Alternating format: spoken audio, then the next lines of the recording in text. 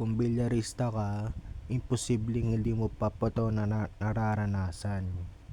Huwag mag-alala dahil meron tayong paraan para mapaayos ang mga tira nyo. Ito nga pala guys, yung Q-tip na topper. May ilang mga bilyarista din na hindi nakakaalam na meron po pala mga ganito mga billiard accessories. Ginagamit po ito guys para maging mas magaspang ulit or bumalik yung pagkagaspang ng Q-tip sa tako natin. At yung color block na ito na matulis ayun po yung ipapantap sa Q-tip ng tako natin.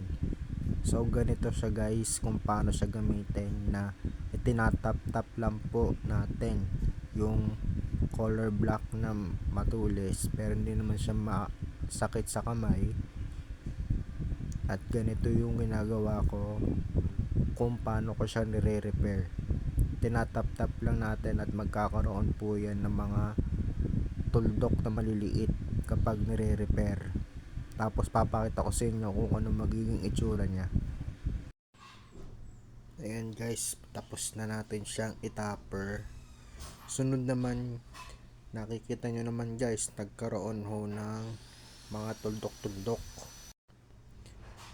Ayan guys, pagpasensyahan nyo na guys kung medyo malabo, pero kita rin naman sa video na nagkaroon ng tuldok kasi tinapper na natin. Next naman, ang gagawin natin, titisaan na natin siya upang maging magaspang po ulit yung Q-tip ng ating tako pagkatapos natin siyang itapper. Ayan.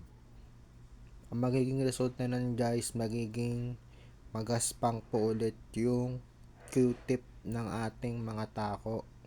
Ipapakita ko sa inyo mamaya yung itsura ng wala pang topper at saka pagkatapos pong itapper, pagkatapos po ng mga final na steps na ginagawa ko kapag nire-repair ko siya.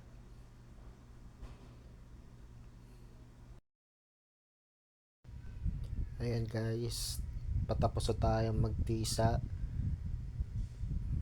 Papakita ko mo sa inyo ang resulta. Ito na siya guys, ayan na yung resulta niya pagkatapos po natin siyang tisaan at saka itapper. Pumalik siya sa dating pagkagaspang, pero meron pa rin na tira-tirang mga konting tuldok. Pero mamaya papakita ko sa inyo yung itsura niya na tinapper at saka yung wala pang topper. Ganito itsura niya guys yung hindi pa natatapper, at ito yung pagkatapos natin itapper. Kita nyo guys, napakalaki yung pinagkaiba nila. Kaya guys, kung gusto nyo po ng ganitong kalakas yung pagsargo nyo sa laro or sa practice, or kaya naman yung mga pagtira ng mga paatras o kung ano mang pektos, bilhin na rin po kayo ng inyong mga topper para makaiwas sa pagtapyok. Sana nakatulong to guys. Maraming salamat po.